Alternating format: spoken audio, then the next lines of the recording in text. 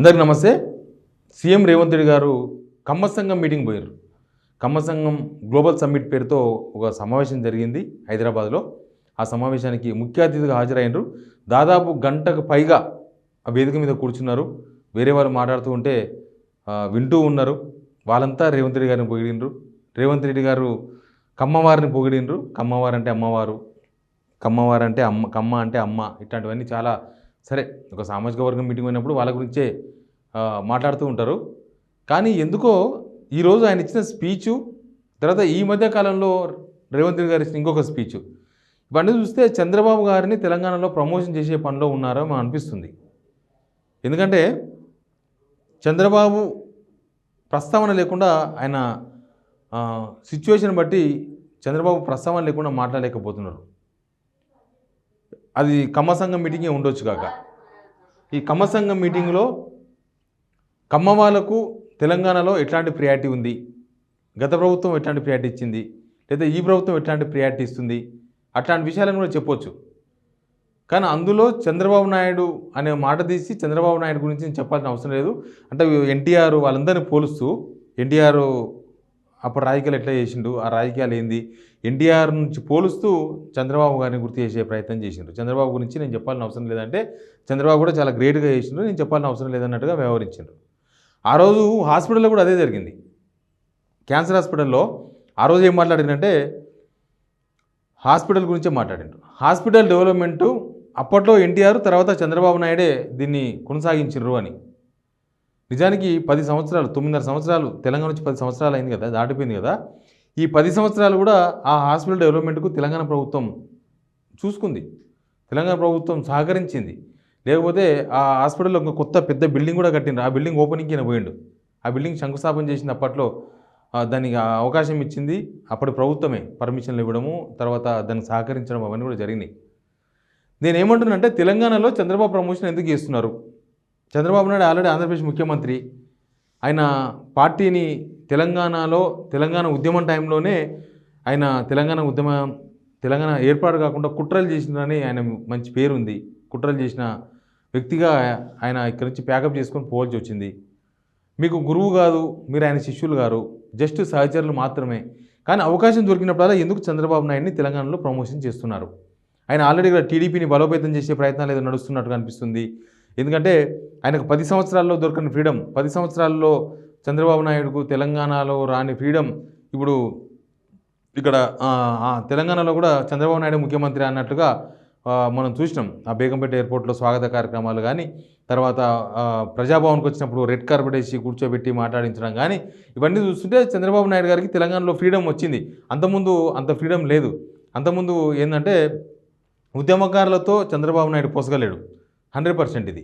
ఉద్యమకారులను చూస్తే ఆయనకు కోపం వస్తుంది చంద్రబాబు నాయుడు గారికి. చంద్రబాబు నాయుడు గారిని చూస్తే ఉద్యమకారులు కూడా కోపం వస్తుంది. సేమ్ అట్లే అనిపిస్తుంది. మనల్ని అడ్డుకున్నాడు కదా, మన తెలంగాణ రాకుండా కుట్ర చేసింది కదా అనేది మనసులో ఉంటుంది ఖచ్చితంగా. తెలంగాణ మట్టి మనసులో ఖచ్చితంగా ఉంటుంది ఆ మాట. అయితే రేవంత్ రెడ్డి గారు ముఖ్యమంత్రి అయిన తర్వాత చంద్రబాబు నాయుడు గారికి ఫ్రీడమ్ దొరికిపోయింది. ఎట్లా ఫ్రీడమ్ దొరికిపోయిందంటే ఇక ఉద్యమకారులు అనేవాళ్ళు చెల్లదు తెలంగాణలో. ఉద్యమకారులు అనేది కొద్దిగా మసకబారిపోతుంది. తెలంగాణ ఉద్యమం అదంతా ఏం లేదు. ఎందుకంటే రేవంత్ రెడ్డి గారు ఉద్యమకారుడు కాదు అనేది అందరికీ తెలిసిన విషయమే కదా. కాబట్టి వాళ్ళు ఉద్యమకారులే తెలంగాణ ప్రజలు కోరుకుంటే రేవంత్ రెడ్డి గారు ముఖ్యమంత్రి కాకూడదు. తెలంగాణ ప్రజలే ఉద్యమకారులు అనే దాన్ని సైడ్ చేసిన ఒక నేపథ్యం కాబట్టి ఇక అదంతా పోయింది. ఇప్పుడు మళ్ళీ 2 తెలుగు రాష్ట్రాలు కలిసి ఉండాలి. నిజానికి కలిసి ఉండాలంటే ఏమిట్లో అభివృద్ధిలో కలిసి ఉండాలి. లేకపోతే వాళ్ళ అభివృద్ధిని మనం ఆకాంక్షించాలి, మన అభివృద్ధిని వాళ్ళు ఆకాంక్షించాలి. ఇవన్నీ ఉంటాయి. ఇవన్నీ కోరికలు. వాళ్ళు మనం డెవలప్ చేయాలి. ఇదంతా కూడా బయటకు వినిపించేదే. కానీ ఇక్కడ ఏం జరుగుతుందనేది ఇంపార్టెంట్. చంద్రబాబు నాయుడు గారిని ఎందుకు ప్రమోట్ చేస్తున్నారు ఒక ముఖ్యమంత్రి గారు, ఇంకొక ముఖ్యమంత్రి గారు? ఆయన ఏమీ కానప్పుడు, ఆయనది మీ పాలన మీకు అయినప్పుడు రేవంత్ రెడ్డి గారు ఎందుకు ప్రమోషన్ చేస్తూ ఉన్నారు?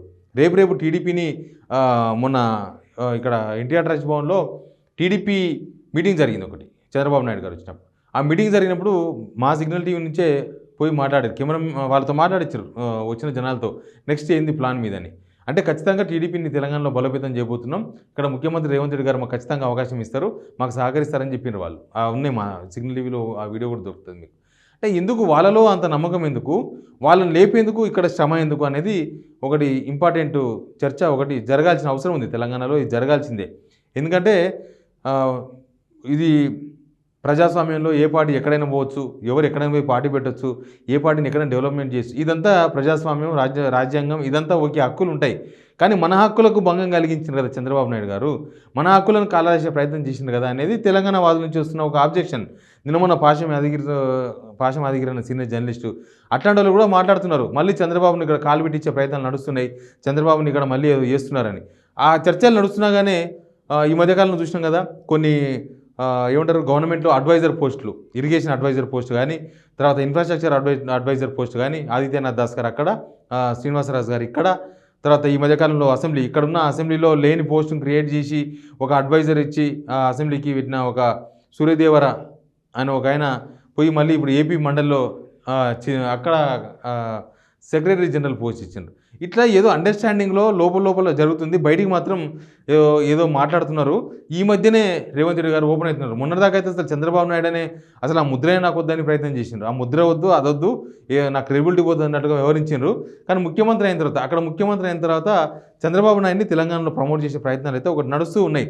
అది కాంగ్రెస్ వాళ్ళైతే చెయ్యరు. ఎందుకంటే ఒరిజినల్ కాంగ్రెస్ మీదనే టీడీపీ పుట్టింది.